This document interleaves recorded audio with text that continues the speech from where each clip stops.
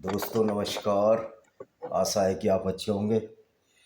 आज हम जैसे कि आपको विदित है कुरान की आयतों को बताते हैं, उसकी सच्चाई बताते हैं। तो कल किसी एक लड़की ने एक कमेंट किया कि आप जो फेमस होने के लिए कर रहे हो। ओ भाई, मुझे फेमस होने की ज़रूरत नहीं है। मैं सरकारी नौकरी में रहा हूँ। मैं जहाँ जहाँ मेरी पोस्टिंग रही है मुझे सारा शहर जानता था, क्योंकि मेरा विभाग ऐसा विभाग था जहाँ से राशन भी जाता है। तो मैं मुझे कोई फेमस होने की ज़रूरत नहीं है, ना तमन्ना है। और मैंने 10 किताबें लिखी हैं कुरान की सच्चाई के लिए। मुझे फेमस होने की आवश्यकता नहीं है। और आदमी क्या झूठी बातों से कभी फेमस हो सकता है? तो चांदनी मैं बोलता हूँ कि आप ज़रा पढ़ लो, कुरान को पढ़ लो। और जो टिप्पणियाँ करते हैं सोच समझ कर, पहले मूर्खता का इनका पैमाना देखिए। मैं कुरान की आयत पढ़ रहा हूँ, कुरान का चैप्टर पढ़ रहा हूँ, फिर कह रहे हैं आप कुरान नहीं पढ़ रहे। ओ भाई, मैं तो अरबी भी सीख रहा हूँ और अरबी में भी तुमसे बहस कर सकता हूँ। तो बराए नाम आप अपनी मूर्खता को ज़्यादा प्रदर्शित ना करें, क्योंकि जो कुरान में जो मूर्खता भरी हुई है, कुरान में जो मिसगाइडनेस भरी हुई है, कुरान जो गुमराह कर रहा है हमारे मुस्लिम भाइयों को। तो भाइयों, पहले आप कुरान पढ़ लीजिए। आपका इतना ब्रेन वॉश हो चुका है। वो एक कहावत है कि आ, जब इस्लाम किक मारता है मस्तिष्क में, तो आपका दिमाग बाहर हो जाता, इस्लाम भर आ जाता और वो कूड़ा करकट है। ऐसे एक और वीडियो देख रहा था, अभी तो शुरू करेंगे हम। ये हम 68वीं आयत है, सूरह अल कलाम शुरू करेंगे। ऐसी अखिलेश यादव बोल रहे थे कि ईद नहीं मनाते तो कैसी गंगा जमनी तहजीब है। हम उस ईद को क्यों मनाएं जो ईद उन लोगों, उन विचारधारा द्वारा बनाई जाती है जो कि गैर मुस्लिमों को कत्ल करने की बात करती है। उसकी ईद क्यों मनाए? वैसे भी सनातन वैदिक धर्म में तो घोड़ों के वध की भी मना है। तो हम ऐसी ईद क्यों मनाएं जिसको जिसको बोलते हैं, क्या बोलते हैं, दो तरह की ईद होती है ना। एक ईद उल फितर, ईद उल जिहा जो बकरी ईद है, जो जानवरों की हत्या करने में, हत्या करने के बाद मनाई जाती है। ऐसी ईद मनाने की कोई जरूरत नहीं। आजम खां बोल रहे थे, ये सारे चंगू मंगू झंगू एक जैसे ही। आजम खां बोल रहे थे वो ईद नहीं मनाते इसलिए कि शैतान ईद नहीं मनाता। ओ भाइयों, ये जो शैतान का फंडा है ना, शैतान तो अल्लाह से और मोहम्मद से बहुत अच्छा है। शैतान ने तो कोई लड़कियां नहीं बेची बाजारों में। शैतान ने तो कोई बनु कुरैजा औरतों को, यहूदियों की औरतों को बाजारों में नहीं बेचा। और शैतान ने तो कभी मोहम्मद की तरह एक एक लड़की के माँ को, एक लड़की के पिता को मारा। सफिया बिन्त हुइया, हुइया की बेटी सफिया हुइया को मारा। उसके पति किनाना अल रबी को गर्म पत्थर से रगड़ रगड़ कर मारा। और ये तुम्हारा पैगंबर उसी रात उस लड़की के साथ सोया। तो शैतान तो बहुत अच्छा है अल्लाह से। सही मायने में तो शैतान ही हमारा हीरो है। और मान लिया शैतान हमको गुमराह करता है, तो भाइयों, शैतान को गुमराह होने से, ये कहते हैं ना जो गैर मुस्लिम है उनको शैतान गुमराह करता है, तो भाइयों शैतान के गुमराह होने से तो फिर भी सनातन वैदिक धर्म में लिखा है वसुदेव कुटुंबकम, पूरी दुनिया ही हमारा परिवार है। सवर्ते भवन्तु सुखिनः सवर्ते भवन्तु निरामया। ओ भाई, तुमको अल्लाह ने इतना भटका रखा है, तुमको मोहम्मद ने इतना भटका रखा है कि तुम्हारा तो बेड़े गर्क हो गए। तुमको इतनी मूर्खता की चीजें सिखाई गई हैं कि धरती चादर की तरह है, उस पर ऊपर से पहाड़ गाड़ दिए जबकि पहाड़ अंदर से निकलते हैं। तो जो इतना मूर्खता का पैमाना तुम में भरा हुआ है आजम खान, शैतान तुमसे बहुत अच्छा है। हम शैतान के संरक्षक हैं, लेकिन मोहम्मद और अल्लाह का पैगाम तो एक राक्षसी पैगाम है। एक ऐसी कुप्रवृत्ति है जो लोगों में हिंसा फैलाती है, गैर मुस्लिम को कत्ल करने की बात कहती है। और इन मूर्खों की समझ में नहीं आनी चाहिए। टिप्पणी करने से पहले, वो मूर्खों में तुम्हारी किताब सूरह अल कलाम 68 नंबर आयत ही मैं बता रहा हूँ। मतलब बेशर्मी का ये आलम है, या मूर्खता का इतना आलम है, शर्म ही नहीं आती इनको। भाई, जब जब इतने बेशरम हो जाओ, इतने मूर्ख हो जाओ, तो कृपया मेरे चैनल पर टिप्पणी ना करो, पहले कुरान पढ़ो, वरना मैं आपके खिलाफ केस कर दूंगा कि झूठ बोलते हैं, बदतमीजी करते हैं। और तुमको कुछ बुरा लगता है, मैंने कुछ गलत बताया था, जाओ सुप्रीम कोर्ट जाओ ना, तुमको रोका किसने? इतनी खुजाल मच रही है, जो मैं सच्चाई बता रहा हूँ, जाओ सुप्रीम कोर्ट, हाई कोर्ट में, सुप्रीम कोर्ट में भी साबित कर दूंगा कि कुरान एक हिंसात्मक किताब है। कुरान पूरी दुनिया की तौहीन करती है, गैर मुस्लिमों की। तो सबसे बड़ी ब्लेसफेमियस किताब तो ये है जो दूसरों की ब्लेसफेमी कर रही। तो इस पर रोक लगाई जाए, बजाय इसके कि कुरान की जो सच्चाई बताए उन पर आप रोक लगाओगे। क्या गुंडागर्दी का राज चल रहा है? ये कानून का राज नहीं है। ये हमारे राजनेताओं को भी सोचना पड़ेगा कि वास्तव में कुरान में जो चीज़ है हैं? क्या कुरान भारत में प्रचारित होनी चाहिए या पूरी दुनिया में? क्या कुरान को बैन नहीं कर देना चाहिए?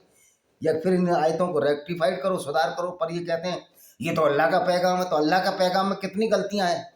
शर्म आती है अल्लाह पर कि अल्लाह तो हमसे भी कम बुद्धि वाला है, हम अज्ञानी है अल्लाह, और अल्लाह क्रूर है, एक आम आदमी से भी अल्लाह गिरा पीता है।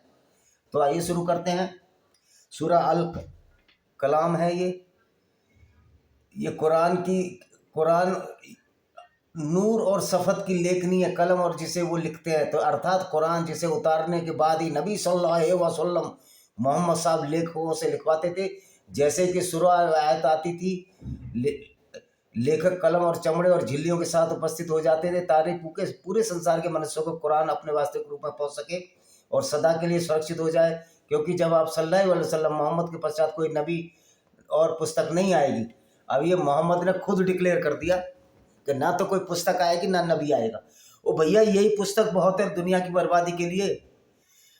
कहते हैं ना,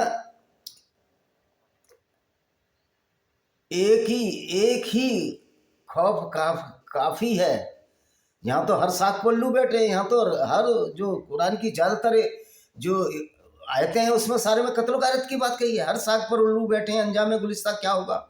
आपने देखा जहाँ जहाँ इस्लामी शासन हुआ वहाँ किस तरह लोगों की बर्बादियां हुई, किस तरह यहूदी स्त्रियों के साथ बलात्कार हुए, किस तरह मोहम्मद ने औरतों को बाजारों में बेचा। वो चांदनी बेटा, ये तुम्हारी हदीसों में लिखा है।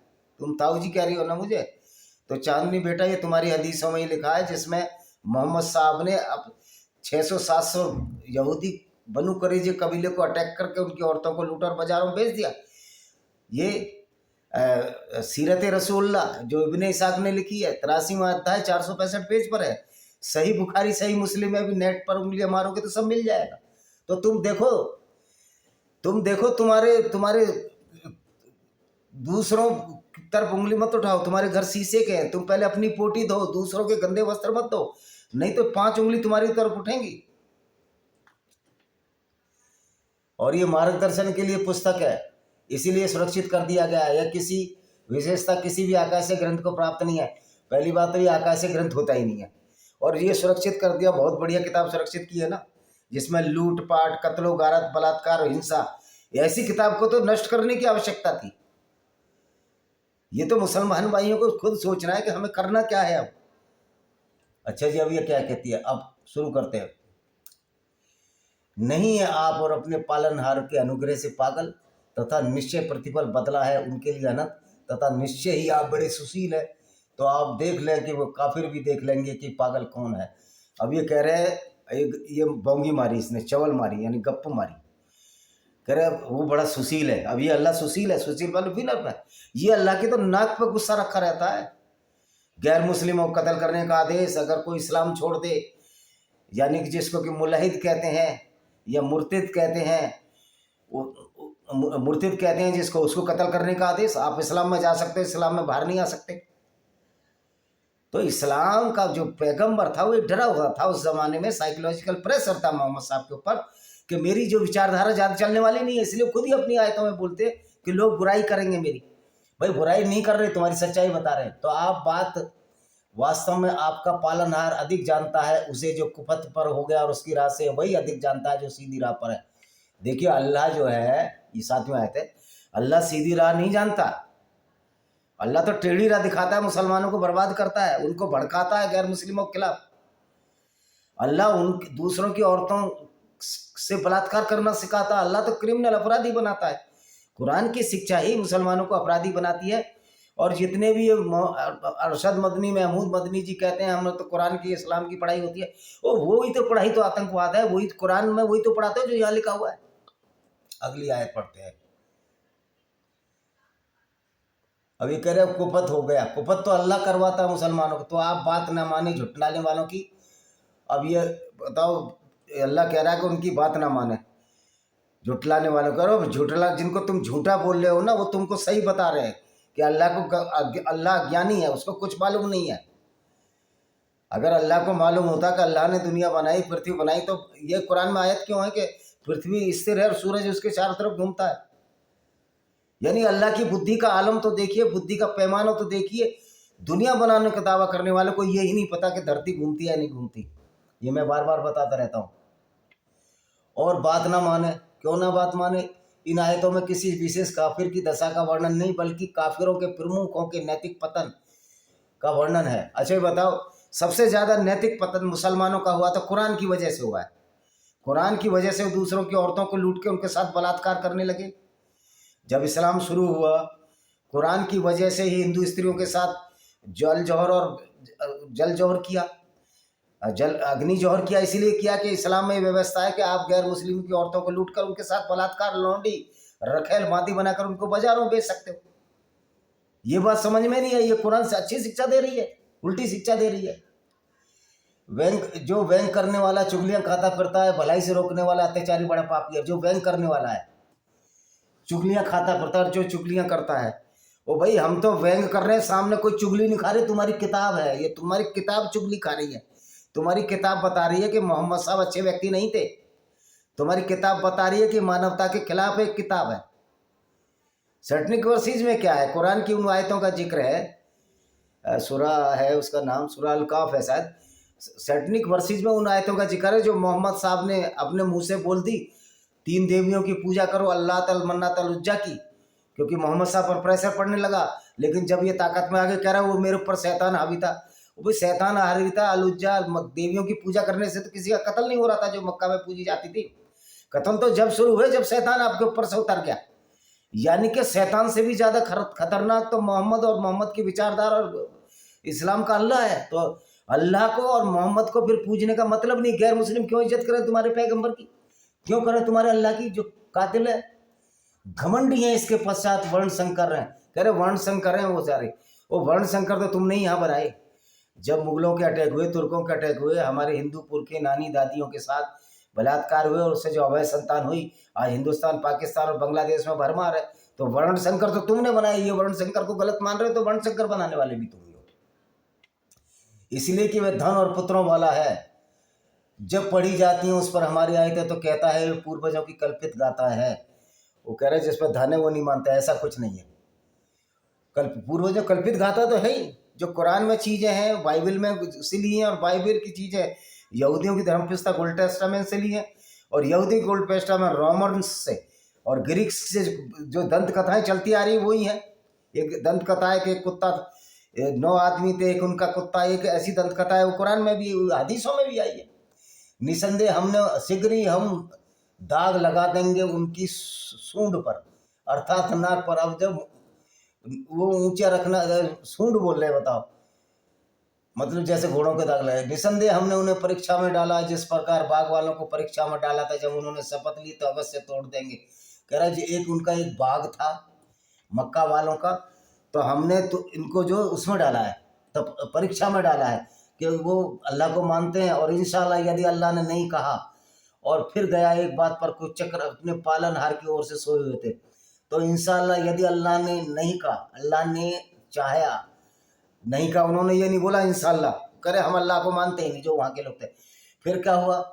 फिर जो है वो सोए हुए थे तो उनका बाग उजड़ गया, खेती उजड़ गई। बाग उजाड़ा किसने? इनकी लोगों ने उजाड़ा। मोहम्मद के लोगों ने अटैक किया और उनका बाग तोड़ दिया, और फिर बोल दिया देखो अल्लाह की कृपा नहीं थी, तुम अल्लाह को नहीं मानते थे इसने उजाड़ा। यानी कि लूट का बहाना एक और।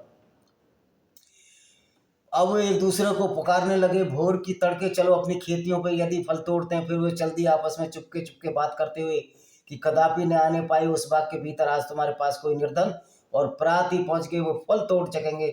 और जब उन्होंने देखा निश्चय हम राह भूले, हम वंचित हो गए।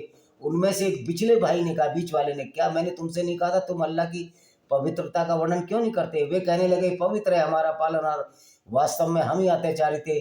फिर सम्मुख हो गए एक दूसरे की निंदा करते हुए, कहने लगे है अफसोस हम ही विद्रोही थे, संभव है हमारा पालनहार हमें बदले में प्रदान करे। इससे उत्तम बाग हम अपने पालनहार की ओर रुचि रखते हैं। ऐसी यातना होती है आखिरत की यातना, इससे भी बड़ी है काश वे जानते। अभी डरा दिया मोहम्मद ने, कह रहा बाग उजड़ गया क्योंकि अल्लाह को नहीं मानते थे। ओ भाई अल्लाह की जमीन जहाँ सऊदी अरब है वहाँ बाग है ही किधर? पूरी जिंदगी अल्लाह ने वहाँ पैगंबर उतारे, सारे पैगंबर वहीं उतरे। खेती वहाँ होती नहीं, फसलें होती नहीं। भिखमंगों की तरह खाना तुम भारत से मंगाते हो, यूक्रेन से मंगाते हो, और अल्लाह बड़ा बड़ा नेमत देने वाला है। अल्लाह ने कुछ नहीं दिया, दुनिया की बर्बादी दी है अल्लाह की राह, क्योंकि अल्लाह तो काल्पनिक, अल्लाह तो है ही नहीं। इसने बर्बादी दी है कुरान की आयतों ने, जो मोहम्मद ने अपने हिसाब से समय समय पर उतारी। जब इनको जो मर्जी होती थी वैसी ही आयतें ये उतार लेते थे। जब उनको पुत्र वधू से शादी करनी थी ज़ैनब से, जिसको नंगा देख लिया, एक आयत उतार दी कि जब तक पुत्र नहीं होता और उसकी पत्नी से भी आप शादी कर बैठे, तलाक, अपनी बहू से शादी करी और एक औरत, यानी इतने कामांध हो गए थे। और चांदनी बोल रही है, ये चांदनी सलमा जौहरा, मुझे इनकी कोई परवाह नहीं है, क्योंकि ये तो इतनी मूर्ख हो चुकी हैं कि इनके साथ तो हलाला भी होता है। तलाक दे दे इनका पति, अपने ही पति के पास आनी चाहिए, इनके साथ तो हलाला होगा। जो औरत हलाला करने वाले को तैयार है, जो औरत अपनी इज्जत खुद लुटवाने को तैयार है, उन लोगों की बातों का मैं बुरा नहीं मानता भाई। आप कुछ भी बोले जाओ, मैंने आपके कमेंट डिलीट कर देने, वो मैं कर ही रहा हूँ।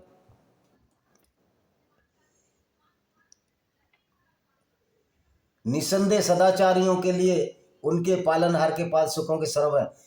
देखिए, कोई भी जो कुरान को पढ़ेगा उसमें सबसे पहले तो उसको जिहाद करना है, यानी कि गैर मुस्लिमों को कत्ल करना है। जब आप गैर मुस्लिमों को कत्ल करेंगे तो आप जो है, जब आप गैर मुस्लिमों के कत्ल करेंगे तो आप अत्याचारी ही होंगे। ये कह रहे हैं कि वो लोग कह रहे थे कि हमने अल्लाह को नहीं माना इसलिए अत्याचारी हैं। ओ भाई, अल्लाह को मानने वाला ही बंदा अत्याचारी है ना। जो अल्लाह की आज्ञा पर चलता है, जो कुरान की आज्ञा पर चलता है, वही तो आतंकवादी बनेगा, वही तो गैर मुस्लिमों को कत्ल करेगा। ऐसी ही अच्छा, निसंदेह सदाचारियों के लिए उनके पालनहार के पास सुखों वाले स्वर्ग। अब ये सदाचार है, गैर मुस्लिम की औरतों को लूटो, गुलामों को बेचो, जो मोहम्मद साहब करते थे, औरतों को बाजारों बेचो और पूरी दुनिया के गैर मुस्लिमों को कत्ल करो या उनसे रंगदारी गुंडा टैक्स वसूल करो। क्या ये सदाचार होता है? हाँ, इस्लाम में यही सदाचार है। इस्लाम में छोड़ भलाई सारे अवगुण हैं, कुरान में छोड़ भलाई सारी बुरी बातें बताई गई हैं। हालांकि इनका अल्लाह के हिसाब से, इनके हिसाब से ही अच्छी हैं, क्योंकि मोहम्मद के हिसाब से ही अच्छी थी, क्योंकि अल्लाह तो काल्पनिक है। मोहम्मद ने अपने फ़ायदे के लिए चीज़ें चलाई थी, तो मोहम्मद की सुन्नत पर चलना तो हर मुसलमान का फ़र्ज़ है। जब हर मुसलमान का फ़र्ज़ है तो ये लूट पट तो होती रहेगी। हाँ, जब कमज़ोर पड़ जाएंगे तो कुछ नहीं कर पाएंगे, क्योंकि अल्लाह, जब मुसलमान कमज़ोर पड़े, मोहम्मद का दांत टूट गया उहद में की लड़ाई में, अल्लाह इनके लिए कोई फरिश्ते ही नहीं भेज पाया। जहाँ ये जीतते थे मोहम्मद बेवकूफ़ बनाता था। जब 313 मुसलमान 1000 यहूदियों से लड़ रहे थे और वो जीत गए थे, तो मोहम्मद ने लोगों को बेवकूफ़ बना दिया कि हमारे यहाँ 3000 फरिश्ते भी थे। वो कहाँ मर गए वो फरिश्ते, जब मोहम्मद के 2 दांत टूट रहे थे और मुर्दों के बीच में जाकर छिप गए ये और बोले अपने साथियों से, अबू सुफियान की आवाज़ का जवाब ना दो, डर गए थे ये तो खुद कभी लड़ते ही नहीं थे, सबसे पीछे रहते थे। तो जब ये अल्लाह के फरिश्ते थे, इन पर तो कोई अटैक ही नहीं होना चाहिए था। यानी कि जो झूठ गढ़ा गया, फिर भी हमारे ऊपर कमेंट करते, तुम्हें शर्म आनी चाहिए। दूर फुटे मुंह, तुम कितने बेशरम और गिरे हुए लोग हो। क्या हम आज्ञाकारियों को पापियों के समान कर देंगे? पापी तो सबसे बड़ा पापी तो वो है जो इस्लाम को मानता है। तुम्हें क्या हो गया? तुम कैसा निर्णय कर रहे थे? क्या तुम्हारे पास कोई पुस्तक है जिसे पढ़ते हो? हाँ, हमारे पास पुस्तक है, हमारे पास वेद है, जिसमें लिखा है कि सारा वसुदेव कुटुंबकम, सारा परिवार, सारा संसार ही हमारा परिवार है। भगवत गीता है हमारे, बहुत सारी चीज़ें जिसमें लिखी गई हैं हमारे पास है। हमारे पास तुम्हारी तरह की कुरान जैसी किताब नहीं है, जो एक झूठ का पुलिंदा है, जो साइंस से भी फेल है, जो मानवता के पैमाने फेल है, किसी भी पैमाने पर वो पास ही नहीं है। क्योंकि जब आप दूसरे आदमी से नफरत करने सिखाएगी ये किताब, गैर मुस्लिमों को सीधा कत्ल करने, जिहाद असगर कहने के लिए सिखाएगी, तो हमारे पास तो तुमसे भी अच्छी किताब है। हम ये ऊपर से नहीं आई, यहाँ अच्छे लोगों ने लिखी है। और तुम्हारे पैगंबर की जितनी बुद्धि थी, सारी क्रिमिनोलॉजी इस कुरान में भर दी। आपको क्रिमिनोलॉजी पढ़ानी है, मैं तो ये कहना चाहता हूँ कि आपने ये किताब, जो क्रिमिनोलॉजी किताब, पुलिस को जरूर पढ़ाई जाए कि क्राइम कैसे क्राइम करता है मुसलमान, कुरान की आयतें पढ़ के, और कैसे इसको रोकना है। ये IPS में पाठ्यक्रम होना चाहिए, IAS में पाठ्यक्रम होना चाहिए, और स्कूलों में भी कुरान की शिक्षा को पढ़ाया जाना चाहिए, जिससे पता तो लगे कि कितना झूठ ये मौलाना बोल बोल कर उस अल्लाह को रहमान बताते हैं, दयावान बताते हैं, जिसका पहला ही आदेश ही है कि गैर मुस्लिमों को कत्ल करो।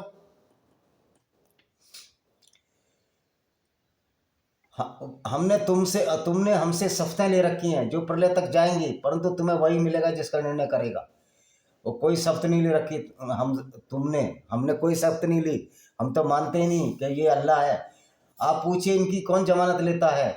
मतलब ये मोहम्मद साहब ठेकेदार बनते थे, ये अल्लाह सारी दुनिया का ठेकेदार है। और भाई तुम्हें ठेकेदार नहीं बनाना।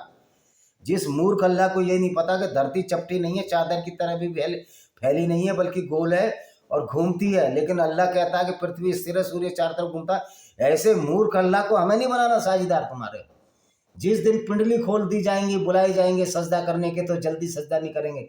अब ये कह रहे हैं कि जिस दिन पिंडली खोल दी जाएंगे ऊपर प्रलय में और कहेंगे सजदा करो, नमाज में झुको, तो वो खुल नहीं पाएंगे। ओ भाई कुछ नमाज वमाज नहीं है, ये सब सबूका छोड़ा है। कोई भी सजदा ऊपर, कोई अल्लाह वल्लाह नाम की चीज़ नहीं है। ये लोगों को बेवकूफ़ बनाया जा रहा है। उनकी आंखें झुकी होंगी, उनका अपमान छाया होगा, वे संसार में सजदा करने के लिए बुलाए जाते रहे, तब वो सोचते, कह रहे उनकी आंखें झुकी होंगी कहे शर्म से कि हम अगर मुसलमान होते तो वहाँ सजदा करते। ओ भाई शर्म से झुके तुम्हारी आंखें, मोहम्मद की आंखें, मोहम्मद के मानने वालों की आंखें, अल्लाह की आंखें। जो दूसरों को लूटने की बात कहता है, दूसरों को, गुलामों को गिफ्ट लेते थे तुम्हारे पैगंबर, मरिया लिख के बतिया ईसाई, कप्टिक ईसाई का गिफ्ट लिया, शर्म से झुके तुम्हारी आंखें, हमारी क्यों झुके? दूध फूटे मुंह तुम्हारा, हमारी शर्म से आंखें झुकेंगी? शर्म तुमको आनी चाहिए।